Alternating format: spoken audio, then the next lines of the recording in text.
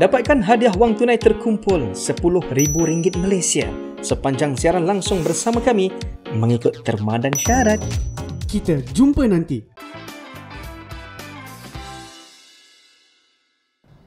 Hentikan projek pembodohan.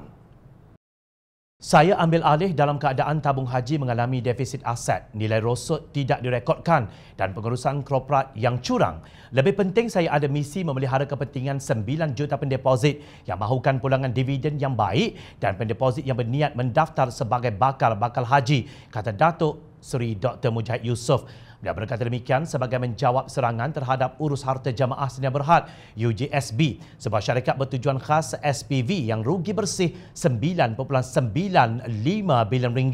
UJSB diurus di bawah Kementerian Keuangan, diperbadankan untuk tujuan pemulihan dan penstrukturan semula tabung haji setelah mengalami masalah defisit parah aset berbanding tanggungan. Mujahid membangkitkan semula prestasi tabung haji ketika beliau mengambil alih jawatan sebagai Menteri Agama Jabatan Perdana Menteri ketika itu. Menurut beliau, tabung haji ketika itu mengalami susut nilai yang tidak direkodkan hampir RM270 juta, menyebabkan perkiraan hibah atau dividen tidak selari dengan keuntungan sebenar. Defisit aset sebanyak RM4 bilion pada hujung 2017 bertambah kepada RM10 bilion dan sekaligus menjejaskan isu kepatuhan Akta Tabung Haji 1965 dalam pengeluaran hibah. Akta menetapkan pengeluaran hibah perlu memenuhi 2 syarat, iaitu ada untung dan aset tidak boleh rendah daripada tanggungan. Sejak 2014, kedua syarat itu tidak dipatuhi oleh menteri dan pengerusi terdahulu, tegasnya. Beliau menjelaskan pasukan baharu tabung haji dengan komitmen tidak berbelah bahagi telah mengusahakan satu pakej penstrukturan semula. Pendekatannya ialah dengan memindahkan aset sakit tabung haji yang bernilai RM10 bilion kepada UJSB yang akan menerbitkan sukuk khas untuk langganan tabung haji. Perpindahan aset dinilai dengan harga buku premium sebanyak RM20 bilion dengan komitmen kerajaan memperuntukkan setiap tahun kepada tabung haji mulai 2020. Sejarah akan merekodkan betapa pada tahun 2018 hingga 2020, Kerajaan Pakatan Harapan dengan komitmen hampir RM27.5 bilion telah berjaya memulihkan tabung haji dari pendarahan yang berterusan dan bersedia seterusnya untuk kelestarian dan pertumbuhan lebih baik. Semua ini dibuat atas komitmen menjaga nama Islam, nama baik institusi Islam dari dirosakkan oleh kepimpinan tabung haji dan menteri yang tidak bertanggungjawab sebelum ini, ujarnya. Kata Mujahid, seperti syarikat pertujuan khas lain, UJSB adalah mekanisme mengurangkan impak kepada tabung haji melalui pengambil alihan aset sakit untuk dipulihkan dan dilambungkan nilainya. Beliau menegaskan tabung haji berjaya menutup jurang defisit RM10 bilion dan melanggan sukuk diterbitkan oleh UJSB bagi menjana untung untuk mengimbangi kerugiannya selama ini.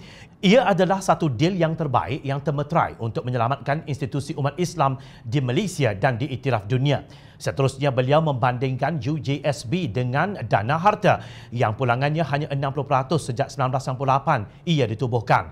Tetapi kerajaan berjaya menyelesaikan masalah NPL, iaitu Non-Performing Loan, yang dihadapi oleh institusi perbankan semasa krisis keuangan 1997.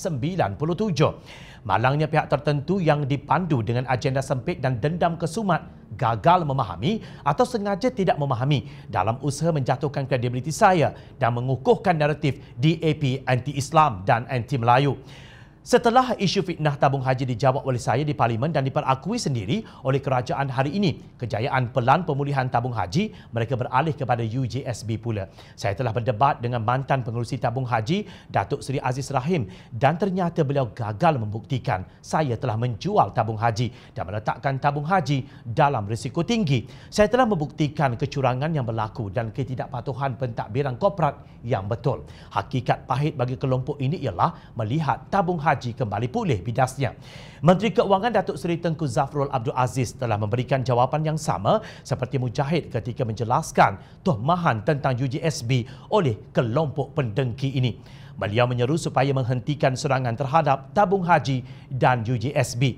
Bersamalah kita kembalikan maruah umat Islam dengan menentang rasuah dan kecurangan pengurusan. Hentikan projek pembodohan ini. Apalah yang boleh kita jangka daripada golongan Ruwaibidah selain doktrin pembodohannya? Rakyat memerhati.